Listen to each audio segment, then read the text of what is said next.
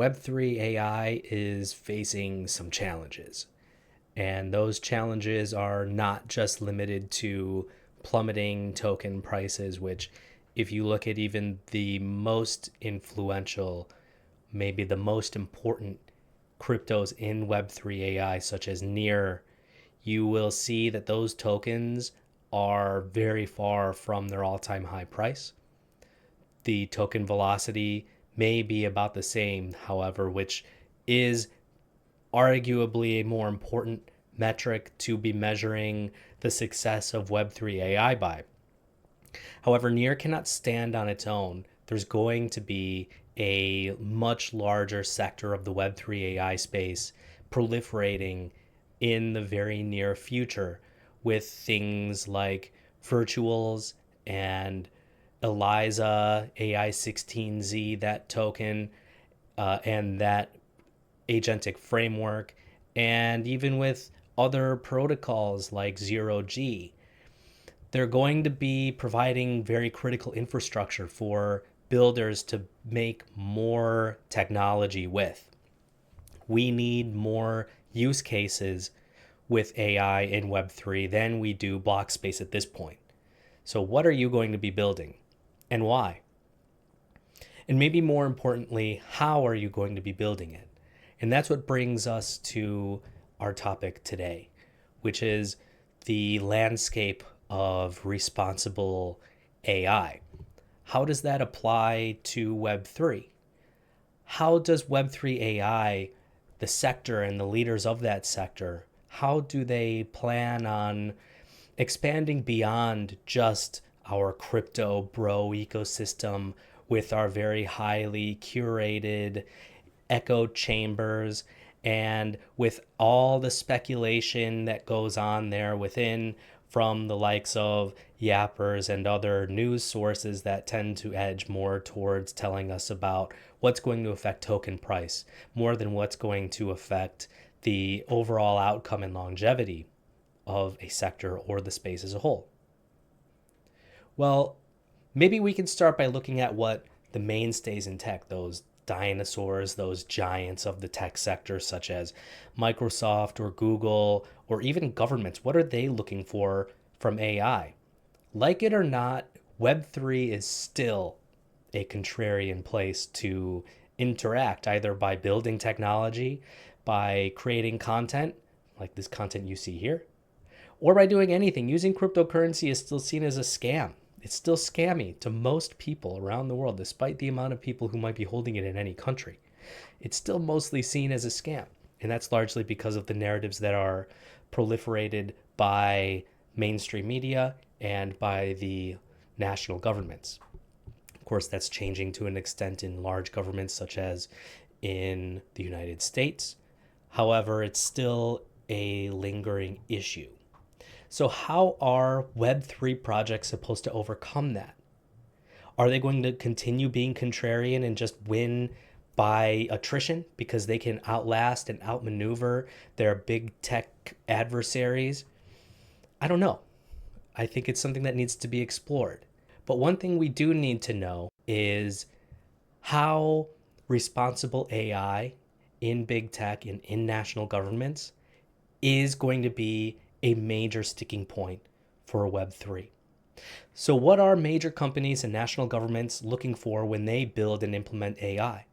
This is what we're going to be looking at here today. I've already introduced this topic by stating that if Web3 AI is going to exist in the long term, you will need to make some concessions. Builders, founders, industry moguls will need to, in one way or another, compromise with the status quo because it's much, much larger than we may want to accept. AI is new technology, but the people who are building AI out in the mainstream are not new. Everyone knows them. We are going to need, as a space, as a Web3 industry, compromise with them in order to get our supposedly superior solutions into the hands of many people. Bitcoin did not become a household name by always being contrarian. In fact, The people who adopted it most have turned it into something that is familiar to them in the form of an ETF. Yes, Bitcoin's price was always making headlines about how it went up or went down, but it was compromised with in order to get into the hands, and maybe more importantly, the wallets, and maybe even more importantly than that, the stock portfolios of people around the world and institutions that serve them. The same thing is going to have to happen with Web3 AI. So first, in this video, I'm going to explain to you what a few major companies are doing in the realm of responsible AI. This is how they've characterized it: the responsible way to build and implement AI technology for themselves and for their end users. Namely, institutions like NIST, the National Institute for Standards and Technology, Microsoft, Google, and the United States. Now, I realize that maybe leaving out someone like OpenAI or the EU is a major blind spot in this, but I'll explain why I haven't included them. OpenAI is more or less an extension of big tech.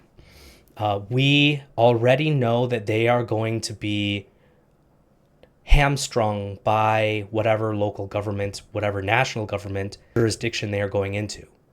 And yes, that includes the EU. But why not talk about the EU?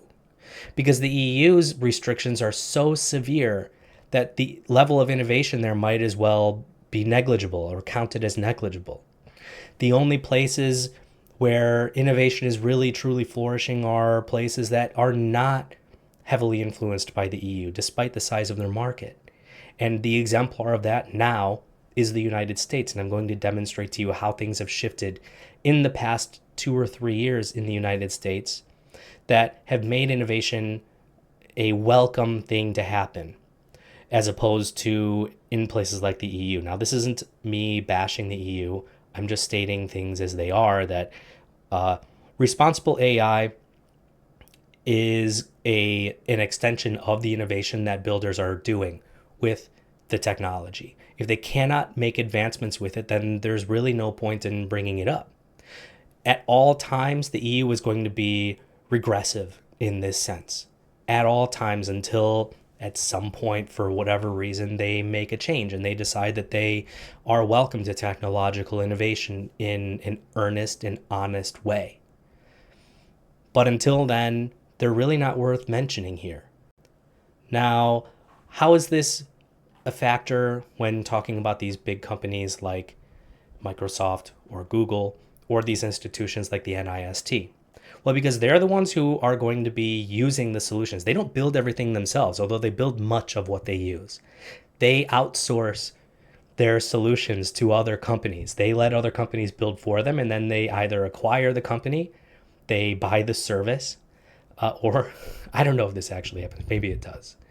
I know it happens in companies outside of them, but maybe not Microsoft and Google themselves, not just stealing someone else's stuff and turning it into their own. So how are Web3 companies going to get their solutions into the hands of a Microsoft or a Google? Compromise. What does that compromise look like? Let's take a look at what responsible AI means to these major companies and national governments.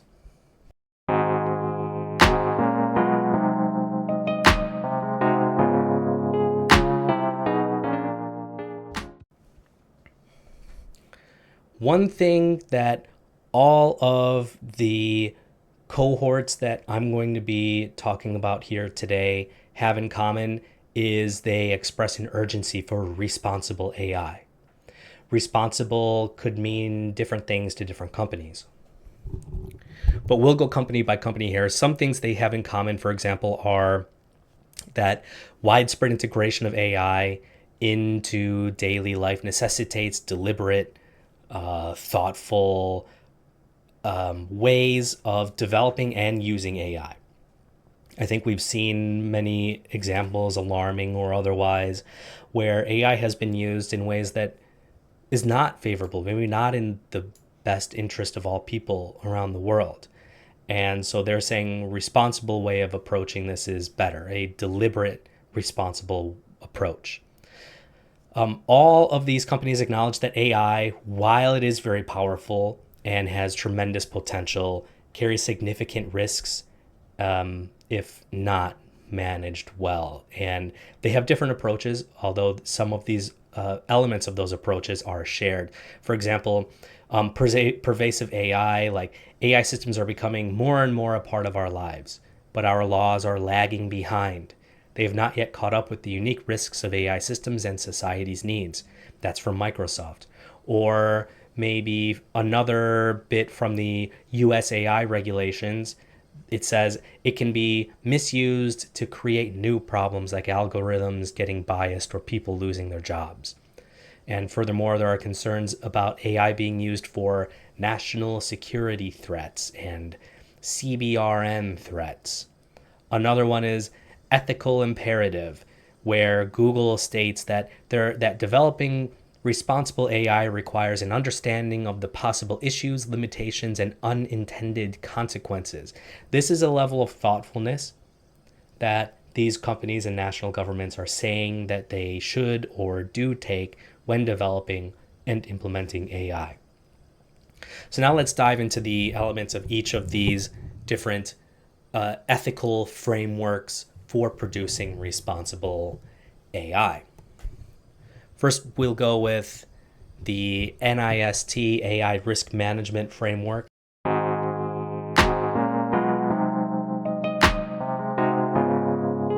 The National Institute for Standards and Technology, that's the NIST, released an AI risk management framework as a resource for organizations to design, develop, deploy, or utilize these AI systems and to manage that risk effectively so that these systems and that so that the systems that they want to implement are going to be trustworthy and responsible use cases.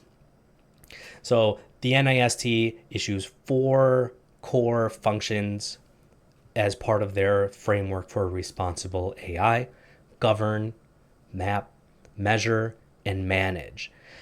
Govern as a function provides visibility into the risk management principles that you're looking to set out.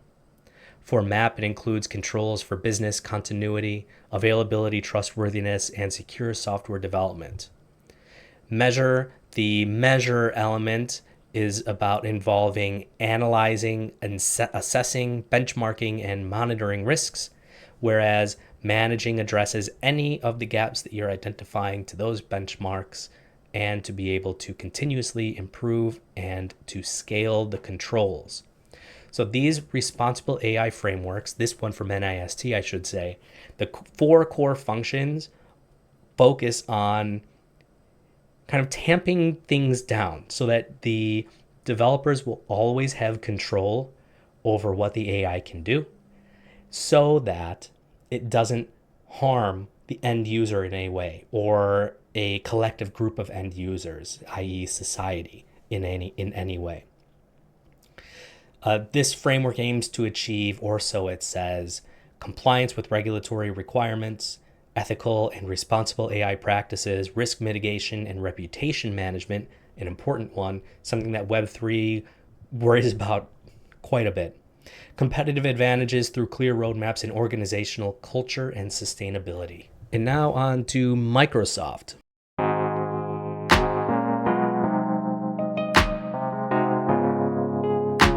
Microsoft is a name that we all know now, and I've talked about them a few times on this channel in trying to explain to you that Microsoft is in the AI space.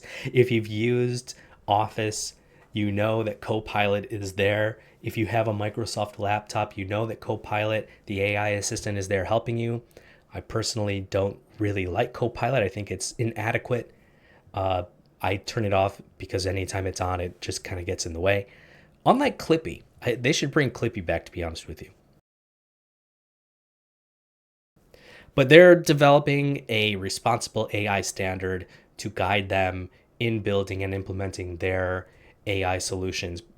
This is probably something that most likely applies to their Azure side as they are developing AI solutions using their cloud compute with Azure. That's just speculation.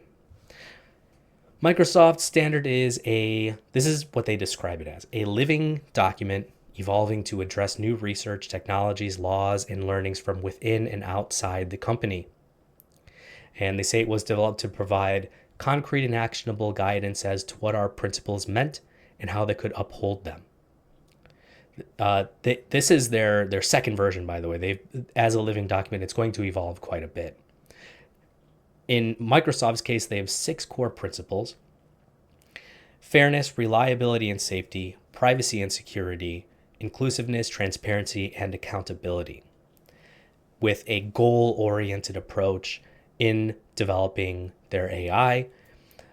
They shifted from focusing only on the harms they were trying to avoid, this was their first focus, to shining a light on the societal goals we were trying to achieve. Very lofty words there, flowery embellishments on what would normally be very straightforward and dry talk from a tech firm. Operationalization through goals and requirements from Microsoft includes defining specific goals and requirements for each principle, such as accountability goals, transparency goals, reliability and safety goals, privacy and security goals, and inclusiveness goals. I'll give you a few examples here of what type of goals they're referring to. I guess these could be referred to as KPIs for how their AI works in action, but I don't know how they would measure it, and same with the goals. Impact assessment and oversight of significant adverse impacts. Fitness for purpose, that would be on accountability. For example, on fairness, quality of service, allocation of resources and opportunities, minimization of stereotyping, demeaning, and erasing outputs. From reliability and safety, they talk about failures and remediations, ongoing monitoring, feedback, and evaluation. So those are just some examples of the goals that they've set for themselves based on their core functions at Microsoft. And the governance model, which is an important aspect that not all of the frameworks that I've looked at include, but many do have. Microsoft uses a hub and spoke governance model. If you're not familiar with that, I'll put a link, or maybe I'll make a graphic here about that. That brings together policy leads, product teams, and researchers to create actionable guidance for how they're developing and implementing AI. So Microsoft has a lot of emphasis on fairness, on equality, looks like of outcomes, or rather I should say outputs in their AI, how their AI solutions are producing or rendering or generating equal outputs, no matter what amount of resources you have or the quality of maybe even the prompts. That's what they're trying to go for, although I don't know how that would work.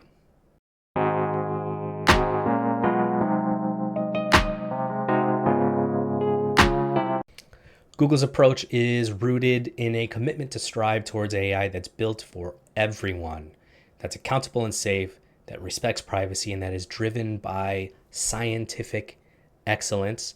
This is according to their introduction to responsible AI. They have 7 principles that are guiding them in building AI solutions. The first principle is social benefit.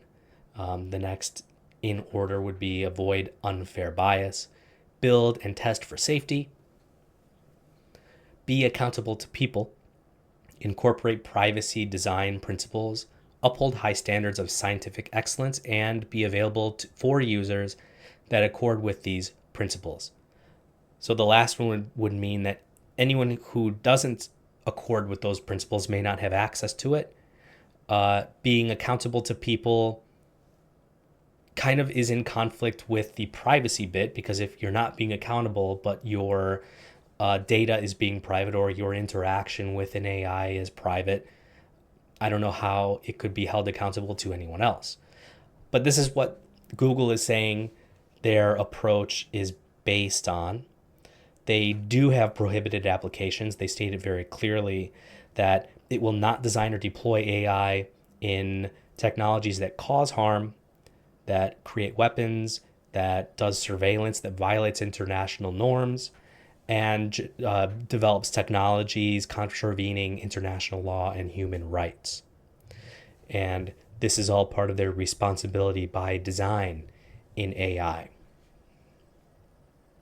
A lot of emphasis on equality, fairness, humanity in each of these frameworks from Google, NIST, and Microsoft. Next, let's take a look at the US. Now, the US has shifted. There was President Biden. He issued an executive order on AI development, and President Trump did the same thing. They are diametrically opposed to each other on these AI development in these infrastructures. So we'll go with Biden's first.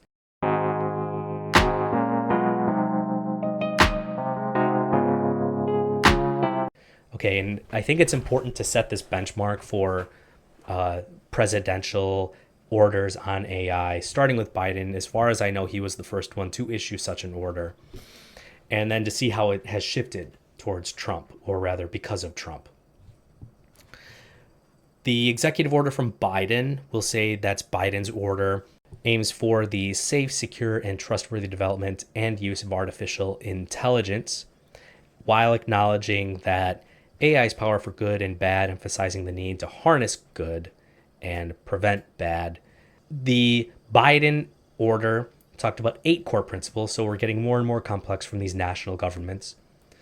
The first one would be safety and security, then responsible innovation, American workers, focusing, of course, on America, equity and civil rights, consumer protection, privacy and civil liberties, government use of AI, which would be to attract AI professionals and using ethical and transparent AI in the government, and global leadership by working with other countries to develop common principles. A few actions that the order addressed are critical infrastructure development, CBRN threats such as acknowledging the potential for AI in chemical, biological, radiological, and nuclear weapons, deepfakes, impact on jobs, bias auditing, key terms such as dual use fountain model with powerful AI models that are both beneficial and may be used in harmful applications. And then generative AI and privacy enhancing technologies. So that's a whole lot of stuff. Of course, it's going to be very broad and sweeping as a national framework. But what I think the big key takeaway from Biden's order is that it's an America focused while being cooperative with other countries in order to make more sense of what AI development should be. At the same time, acknowledging that there's a very human aspect to this and people should be protected if the US government is going to be involved in governing and or developing AI technology, then there should be an emphasis on the people who it will be affecting most. So working on civil liberties and equality of application of use. And my guess is there's some talk of equity in here as well in regard to the civil rights. Now, the Trump order is more of like facts about what Donald Trump would say or has said. Next, let's go to the Trump executive order. We'll call it the Trump order. From his perspective, he says that AI technology should be focused on preventing woke AI in the federal government. And I think that's in reaction to the fact that Biden's order is definitely more on the woke side, and ensuring truthfulness and ideological neutrality in AI models procured by the federal government. So maybe not focus so much on equity and civil rights as long as there is no bias at all in the application of these AI principles. So it would be truth-seeking, where LLMs, and this is a quote here from the order, shall be truthful and prioritize historical accuracy, scientific inquiry, and objectivity, and acknowledge uncertainty where reliable information is incomplete or contradictory. Again, ideological neutrality, concerns about woke AI, such as targeting ideologies like diversity, equity, and inclusion at the cost of accuracy. Then safeguarding trust and dismantling DEI. So this Trump order is clearly a standout. It's a vast departure from the other frameworks and Biden's order that were there to make many aspects of responsible AI shared across national governments and major conglomerates, for example, Microsoft and Google.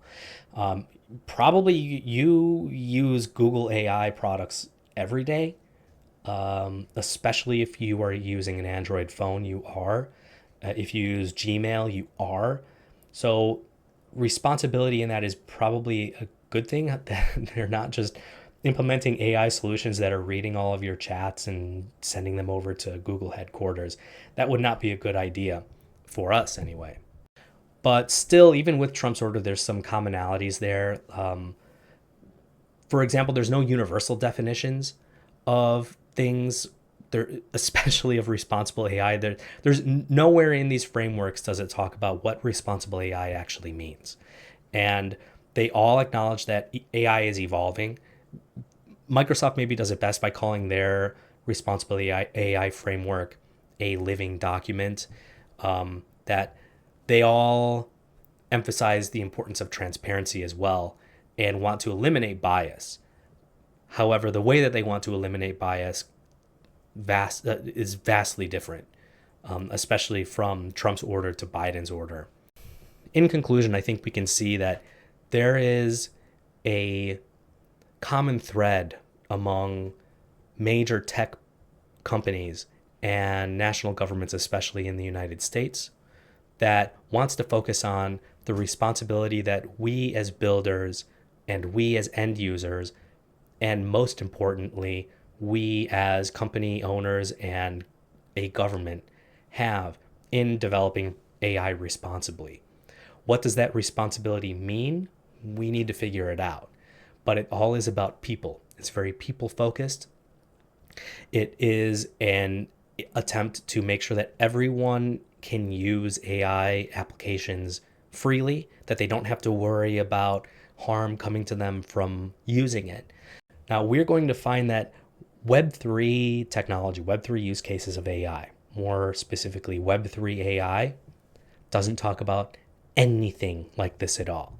And more importantly, we're going to find that the builders in the Web3 space don't care about it at all either.